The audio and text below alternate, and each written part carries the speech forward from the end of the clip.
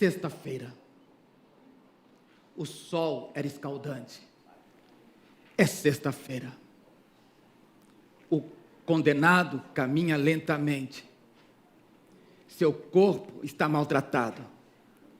Ele tem nas marcas do corpo o chicote. É sexta-feira.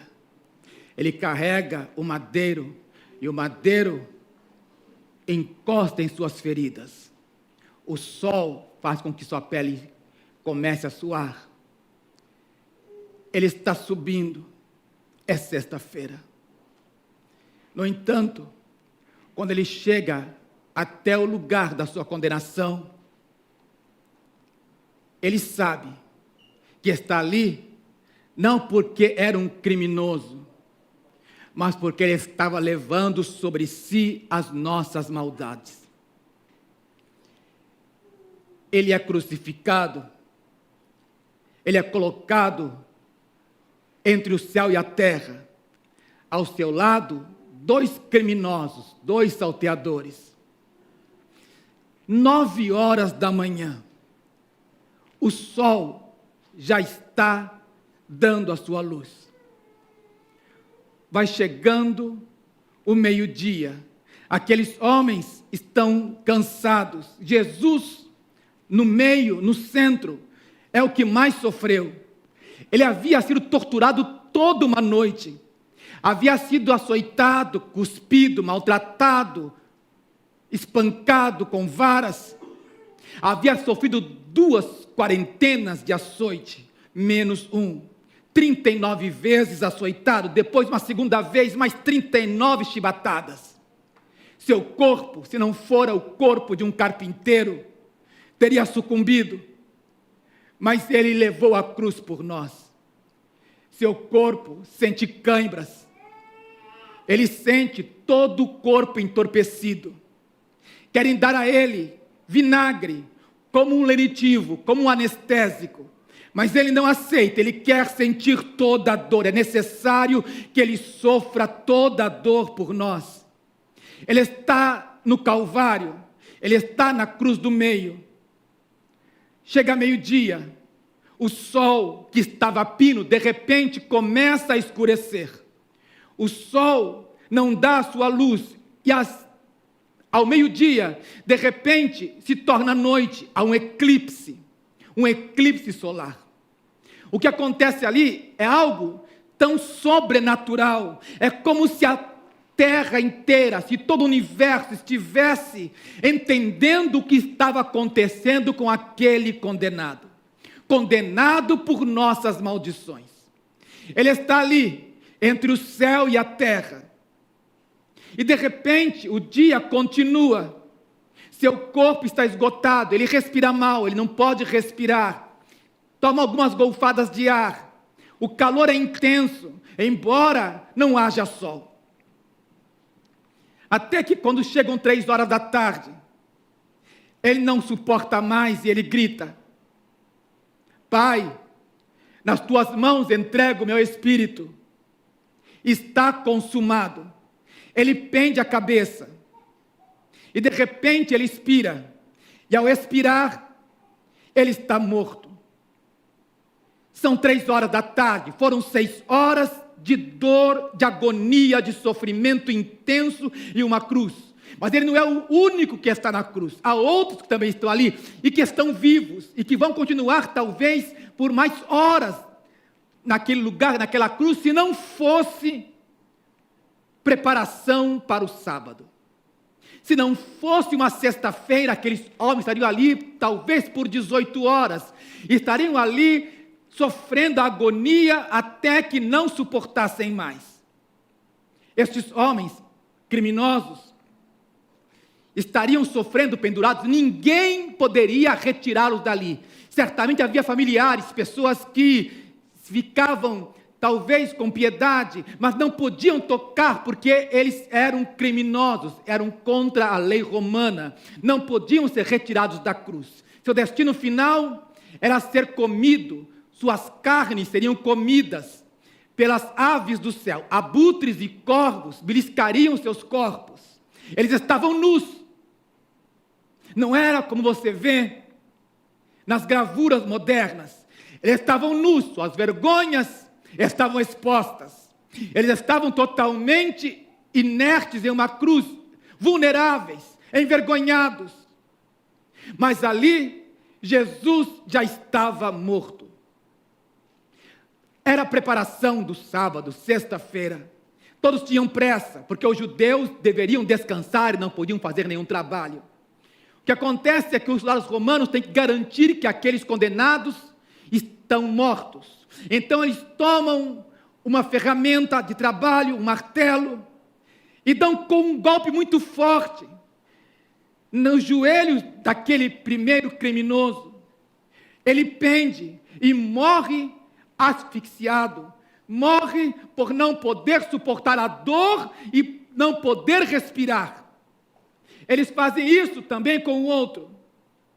Os dois morrem, mas quando eles olham para Jesus, não é necessário golpear as suas pernas. Mas para ter certeza que ele está morto, eles tomam uma lança, furam o seu lado. O corpo do Senhor, juntamente com os outros dois, estava condenado a ser deixado ali, durante todo o sábado, comido pelos abutres. E depois disso, depois que o espetáculo de horror estivesse consumado, então aqueles corpos seriam retirados, levados em direção ao vale de Inom, onde havia a queima dos detritos, e ali aqueles cadáveres seriam lançados no fogo, e seriam queimados, e o corpo daqueles três seriam totalmente consumidos pelas chamas do vale de Inom. O Sinédrio, o conselho judaico, estava alegre. Sabiam que o seu plano arquitetado havia funcionado. Aquele que dissera que era o Filho de Deus estava agora morto em uma cruz.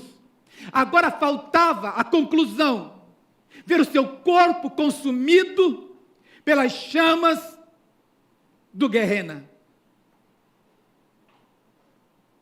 O que você faria se você amasse Jesus? Vou te dizer, estava ali, vendo aquele espetáculo, a mãe do Senhor. Estava ali, Maria Madalena, sua discípula. Estava ali, Maria de Cleopas. Estava ali, algumas outras mulheres. Elas não podiam chegar mais perto da cruz. Seus amigos, seus discípulos, haviam todos fugido. Ninguém tinha coragem de chegar até aquela cruz. O corpo do Senhor estava flagelado, maltratado, destruído. Alguém precisava proteger o corpo de Cristo. Era necessário que alguém saísse em favor, em defesa do corpo do Senhor. Estamos agora em João capítulo 19, versículo 38, na palavra de Deus. E eu peço a você que atente bem para essas palavras e entenda que hoje, nesta mensagem, Deus há de falar conosco para que nós saiamos do anonimato e protejamos o corpo de Cristo. João capítulo 19, versículo número 38, que nos fala assim: depois disto, José de Arimateia, o que era discípulo de Jesus, mais oculto, escondido, por medo dos judeus, rogou a Pilatos que lhe permitisse tirar o corpo de Jesus. E Pilatos lhe permitiu. Então foi e tirou o corpo de Jesus. E foi também Nicodemos, aquele que anteriormente se dirigira de noite a Jesus, levando quase 100 arretéis de um composto de mirra e aloés. Tomaram, pois, o corpo de Jesus. Tomaram o corpo de Jesus e o envolveram em lençóis com as especiarias, como os judeus costumam fazer na preparação para o sepulcro. E havia um horto, um jardim naquele lugar, onde fora crucificado, e no horto um sepulcro novo, em que ainda ninguém havia sido posto. Ali, pois, por causa da preparação dos judeus e por estar perto aquele sepulcro, puseram a Jesus. Curva a sua cabeça, oremos a Deus. Deus Pai, nós confiamos inteiramente na Tua misericórdia. Nós te pedimos, Deus, que nesta noite o Senhor nos ajude, Pai, a proclamar a verdade da Tua palavra. Que o Senhor, meu Deus, fale ao nosso coração, que o Senhor nos desperte, meu Pai, para compreendermos verdades espirituais acerca do corpo de Cristo. Senhor, em nome de Jesus, Senhor, aquele que sonda e conhece o nosso coração, nos dá força, Pai, para nos manter, Senhor, meu Deus, conscientes, Pai, preparados para esta mensagem. Oramos em nome de Jesus. Amém, amém. Pode assentar-se, exaltando o nome do Senhor nosso Deus.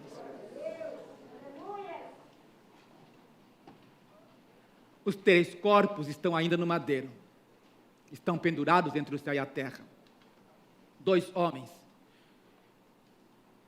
Por muito tempo, eles guardavam no coração um sentimento de afeição em relação a Jesus. Estes homens pertenciam a um grupo, aquele grupo que havia conspirado para matar Jesus.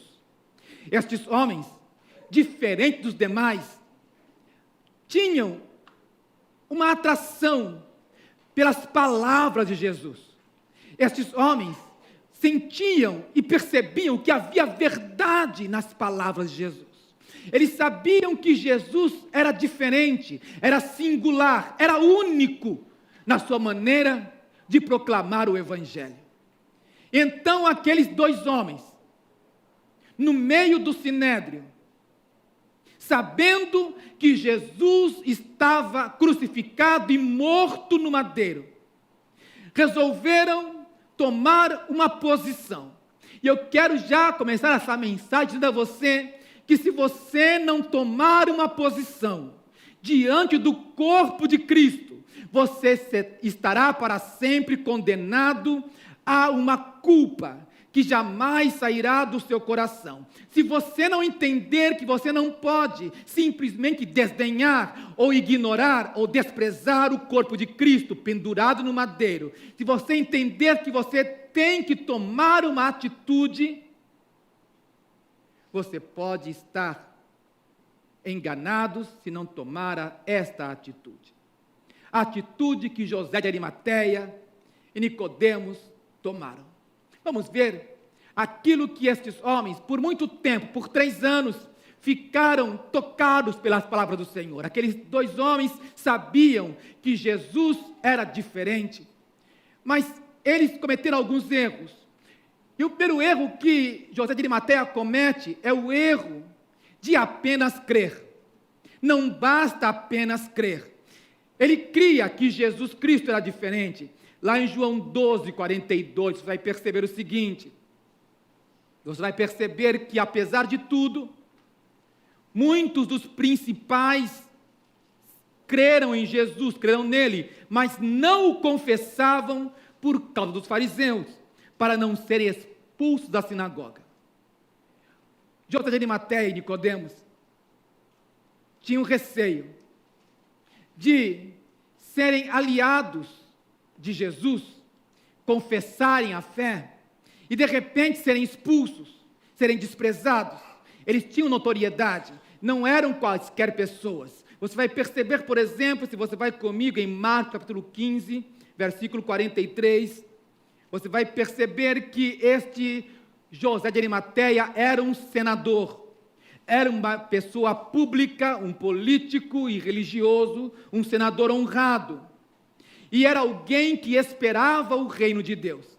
E aí eu paro para dizer para você o seguinte, que não basta crer e tampouco basta que você espere que Deus te ajude, que você espere o reino de Deus. Nicodemos e José de Arimateia esperavam, aguardavam o reino de Deus. Eles esperavam que Deus fizesse alguma coisa. E de repente Jesus, no meio da multidão, começava a pregar: é chegado a vós o reino dos céus.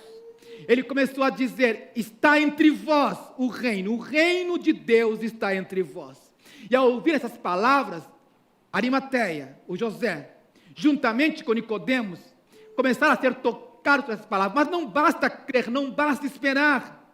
E eu paro para pensar o seguinte, que tampouco basta assentir ou concordar. Se você vai comigo no livro de Lucas 22, versículo 30, você vai perceber o seguinte, que esse José de Arimateia era um homem de bem e justo, homem de bem e justo, que não tinha consentido no conselho e nos atos dos outros, natural de Arimateia, cidade dos judeus, e que também esperava o reino de Deus.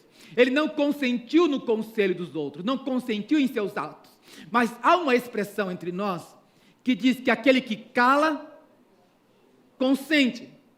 Se você serve a Deus, e você ouve pessoas que falam mal do corpo de Cristo, e você cala, você consente, é necessário que a igreja entenda que o corpo de Cristo tem que ser protegido. José, juntamente com Nicodemos, cometeram alguns erros. Talvez o principal erro do segundo personagem, Nicodemos, foi ter ouvido Jesus, ter tomado uma atitude de visitar o Senhor, ido procurar pelo Senhor de noite, porque ele não queria ser reconhecido, então ele aproveita as sombras da noite para conversar com Jesus. Ele vai até Jesus, ele ouve algo maravilhoso, ele ouve de Jesus aquilo que está em João 3,16. Jesus disse para Nicodemos, porque Deus amou o mundo de tal maneira que deu o seu Filho unigênito, para que todo aquele que nele crê não pereça, mas tenha a vida eterna.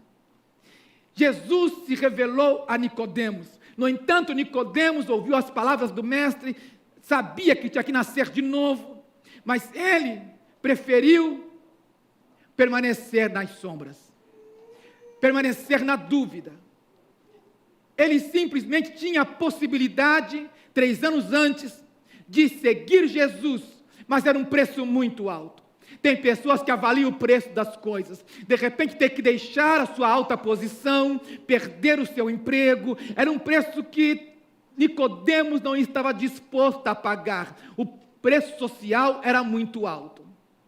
Existem várias pessoas, nesse Japão, que sabem que Jesus é o Senhor, mas ao pagar o preço social, de ter que deixar a sua religião, e se voltar para Cristo, é um preço demasiadamente alto.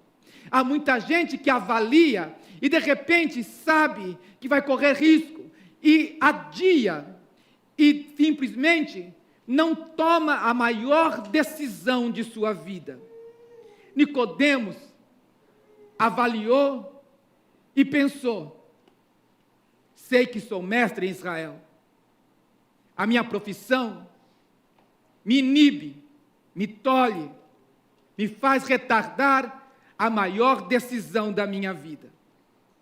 Talvez você pense, como Nicodemos pensou, tudo bem, eu não vou seguir Jesus, ainda não, eu vou esperar, mas eu vou tentar defendê-lo, eu vou tentar proteger Jesus. Estão conspirando contra ele, eu sei, estão conspirando contra o corpo de Cristo, mas eu farei o seguinte, eu vou proteger Jesus. Em João capítulo número 7, versículo 52, ele faz uma tentativa.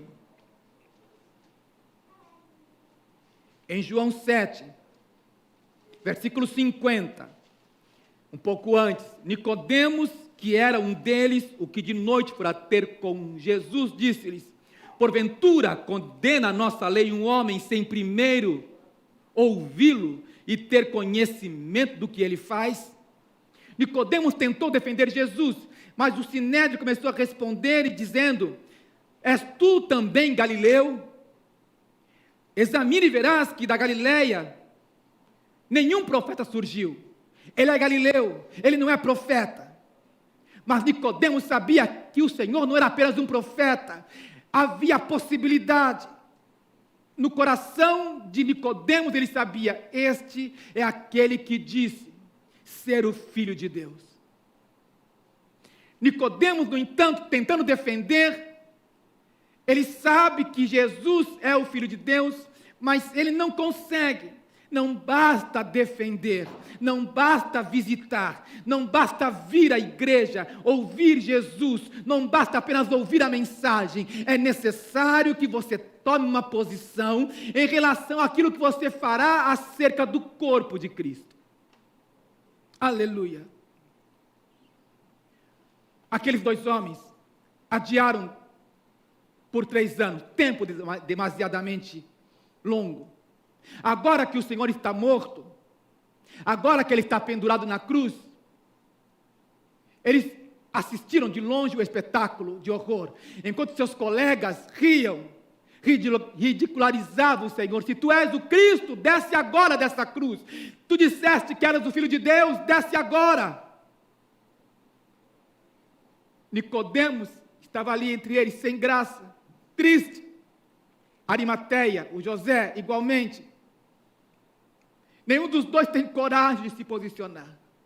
Mas agora que está chegando o sábado, eles têm apenas 3 horas, eles tinham 3 anos para resolver e não decidiram nada. E agora em 3 horas, antes que chegue às 6 horas, que comece o sábado, que tem o seu início na sexta-feira, 6 horas da tarde, o Senhor morreu às 3 da tarde. Eles tinham apenas 3 horas para tomar uma decisão rápida. Decidir se eles iam se expor, se eles iam realmente tomar uma atitude e dizer, nós estamos do lado de Jesus. Então eles resolvem.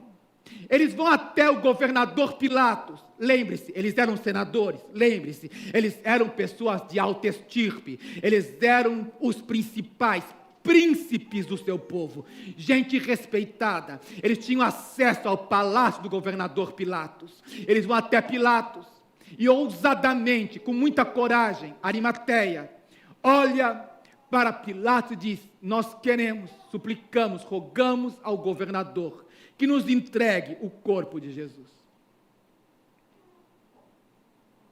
Em suas mãos ele traz um lençol fino, especial. Em suas mãos, o seu companheiro Nicodemos traz especiarias caríssimas, suficiente para atender não apenas um morto, mas uma grande quantidade. 35 quilos de especiarias, aloé, mirra, para perfumar o corpo daquele que estava condenado a ser comido pelos abutres. Pilatos pergunta ao centurião, mas ele já morreu? Por que morreu tão cedo? Ele havia sofrido tanto, e Pilatos desdenha. Ele deve ter morrido muito cedo. Ele morreu mesmo? O centurião diz, sim, ele está morto. Então eu consinto, façam desse corpo o que quiserem fazer. Rapidamente, José de Arimateia, Nicodemos, vão em direção à cruz. Eles têm o documento de Pilatos. Eles podem liberar o corpo é liberado. Aquele corpo é retirado da cruz. Eles têm agora, talvez, 2 horas ou um pouco menos. Onde vamos colocá-lo? O que faremos dele? E José tem um plano. Por muitos anos, como homem rico que era, ele havia comprado num jardim um sepulcro novo para ele mesmo quando morresse. Ele já havia preparado a sua morte, o seu descanso. Agora, sabendo que Jesus estava morto e quer fazer algo por Jesus, pelo corpo do Senhor, ele pensa, eu não posso ficar sem oferecer nada. Eu tenho que oferecer alguma coisa para ele. Ele tem um lençol. Calmamente, ele envolve o corpo do Senhor. Eles estão carregando o corpo do Mestre, seu corpo fragilizado. É levado na descida do Gólgota, próximo dali, para o jardim. O sepulcro novo está aberto. Nicodemos sabe que são as mulheres aquelas que preparam o corpo, não há mulheres ali. Nicodemos toma as especiarias, prepara o corpo do Senhor. com que delicadeza aquelas 2 horas parece que se alongaram. Ele está preparando o corpo do mestre para o sepulcro. E enquanto isso, enquanto ele vê os hematomas, enquanto ele vê o corpo do Senhor dilacerado, o sangue coagulado nas feridas, suas costas rasgadas, quase se podia ver os ossos, suas vértebras estão expostas.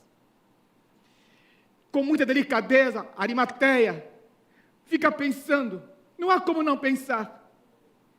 Eu podia ter andado com ele. Eu podia ter estado com Jesus. Eu tinha que ter mais coragem. Eu tinha que ter feito alguma coisa. Eu deveria ter estado com o mestre. Agora é tarde demais. Mas eu posso oferecer alguma coisa para ele. Irmãos, muitas vezes nós temos a oportunidade de proteger o corpo de Cristo daqueles que desdenham do corpo. E nós pensamos, não vou falar nada, vou falar para quê? Você é responsável por defender o corpo de Cristo. O corpo de Cristo merece o respeito que lhe é devido. Pelas suas pisaduras, pelas suas chagas, nós fomos sarados, fomos curados por causa das pisaduras, das marcas que ele carregou no corpo dele. Nós damos continuidade. A igreja é o corpo de Cristo hoje. Defenda, proteja o corpo de Cristo. Aleluia. Tem muita gente que zomba. Há um grupo que cada vez mais tem crescido na face da terra. Pessoas que eu chamava de desigrejadas. Gente que um dia esteve no corpo de Cristo, que foi membro do corpo de Cristo, e hoje desprezam o corpo. Defenda o corpo de Cristo. Arimateia, Nicodemos, sabiam, talvez é muito tarde, mas nós podemos fazer alguma coisa. Eles entregam o que tinham de melhor para o corpo de Cristo, selam a sepultura e vão embora. Está se aproximando o sábado, alguns minutos mais, e às 6 horas da sexta-feira chegam. Eles não poderão fazer mais nada. Sepulcro lacrado, olham um para o outro, consentem, fizemos nossa parte. E vão embora. O sábado chegou, já não é sexta-feira. O sábado de silêncio no sepulcro. Quando eu estive em Jerusalém, fui até o jardim do sepulcro, do lugar onde possivelmente foi colocado o corpo do mestre. Ao chegar ali, entrei no sepulcro, olhei dentro dele, e estava escrito em inglês: ele não está mais aqui. Ele ressuscitou. Aleluia, ele vive. Aleluia. As mulheres chegam no sepulcro, as mulheres tinham a obrigação de cuidar do corpo, do cadáver. As mulheres chegam com os perfumes, não era como aquela grande quantidade que Nicodemos trouxe, elas trouxeram, mas elas tinham na cabeça a inquietação: como a gente vai abrir a tumba? Como a gente vai perfumar o corpo dele? E quando elas chegam ali, o sepulcro está arrombado, a pedra lançada longe, 2 varões sentados à cabeceira. Olho para ela, eles reluzem. Porque buscais entre os mortos aquele que vive. Aleluia. Elas saem correndo. Elas contam a notícia para os discípulos, mas eles estão com medo. Mas o Senhor aparece a eles. Naquela semana, o Senhor aparece no Monte das Oliveiras. Ele está sobre o monte, 500 pessoas estão ali. Entre os 500, eu creio que Nicodemos e José de Arimateia estão ali. Eles entendem, talvez não perceberam o mistério, que Deus preparou aqueles dois para protegerem o corpo do mestre, porque o seu corpo tinha que estar intacto, porque o seu corpo não veria corrupção, o seu corpo não estaria putrefato, o seu corpo não estaria sujeito à destruição, porque o Pai disse que Ele enviaria o seu Espírito e com poder o levantaria dentre os mortos. Ele ressuscitou e agora Ele disse: subo para o meu Pai. Ele sobe aos céus. Ele diz: ficai em Jerusalém até que do alto sejais revestidos de poder. Eles estão esperando, entre eles, José de Arimateia e Nicodemos. Eles recebem, no Pentecostes, o dom do Espírito Santo. Eles são tomados pela glória de Deus. Agora eles sabem que se eles tivessem feito a decisão antes, talvez a história fosse outra. Eu me lembro, quando eu comecei a pastorear, me lembro do querido irmão Pedro. Pedro era um homem de idade. Eu era muito jovem ainda, estava nos meus 20 anos. Pastoreava uma igreja na favela. E o seu Pedro estava sempre ali. Nos últimos bancos, o seu Pedro, quando me via pregar, chorava. Ficava comovido. E quando ele, quase cego, todos os cultos, eu tomava o seu Pedro pela mão e o levava pelas ruelas da favela em direção à sua casa. Ele me contava histórias, ele dizia: irmão Cid, como eu te admiro. Ele me disse: irmão Cid, eu olho para você e eu choro. Não é tanto pela mensagem, não, ele foi sincero. É por ver você, tão jovem, servindo a Deus. Eu tive a oportunidade de servir Jesus, mas eu adiei, eu esperei tanto tempo. Perdi meus filhos me odeiam. Eles não querem saber do Pai. Eu tento dizer para os meus filhos que eu mudei, que eu aceitei Jesus, mas eles não acreditam, não querem se aproximar desse velho. E você me trata como um pai, cuida de mim, me leva para casa. E eu fico pensando, se eu tivesse feito como você fez, recebido Jesus quando novo, eu tive a oportunidade e eu não aproveitei. Como eu lamento ter aceitado Jesus tão tarde na minha vida. Hoje eu quero ir com o Senhor, entregar as cestas básicas para os pobres, eu quero cuidar dos maconheiros, eu quero fazer algo, quero acompanhar o pastor, não tenho forças, como eu queria estar pertinho do Senhor, como eu queria voltar aos meus 20 anos para servir Jesus. Aquilo marcou minha vida. Eu quero que você entenda, nunca é tarde para aceitar Jesus, nunca é tarde para você vir para Jesus, mas há uma coisa importante: quanto mais cedo, melhor. Quanto mais cedo, melhor. Se você tem a oportunidade hoje, como jovem, de entregar a sua vida para Jesus, você não sabe o que você pode fazer em favor de Jesus. Aleluia. Arimateia, Nicodemos, podiam apenas proteger o corpo e nada mais. Você pode proteger o corpo melhor. Você pode fazer parte do corpo de Cristo. Vamos ficar em pé.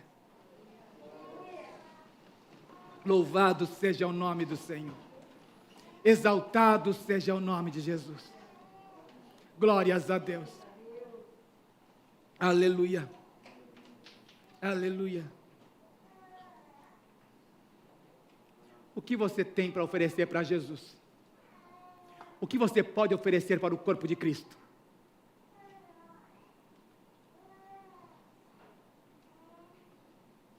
Quando eu aceitei Jesus, eu disse: Senhor, Eu quero ser útil para ti. Eu quero te servir, eu quero te amar.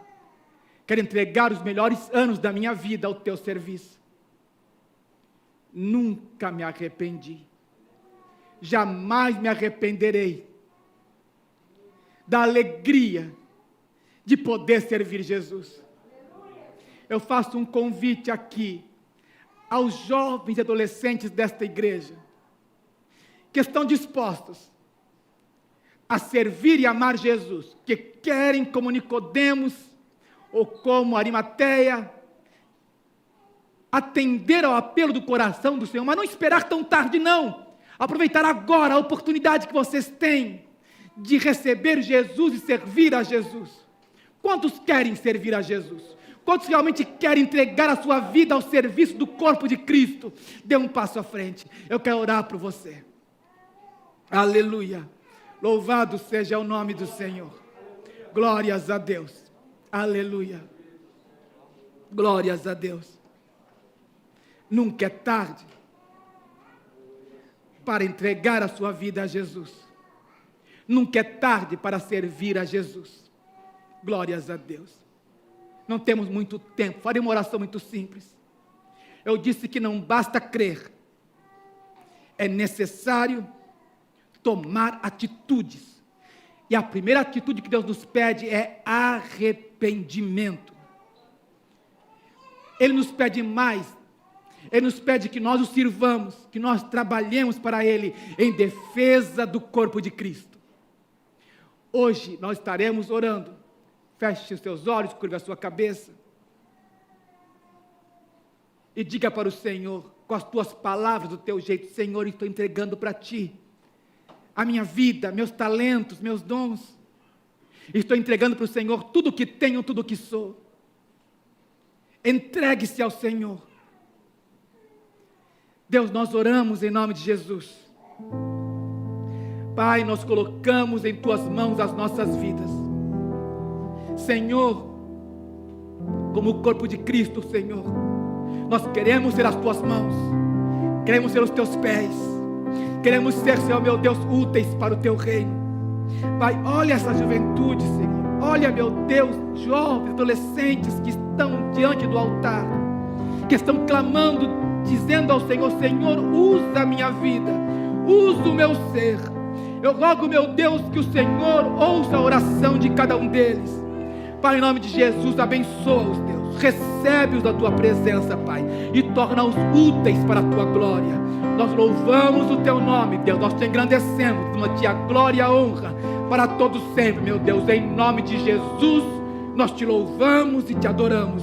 Em nome de Jesus. Amém, amém, amém.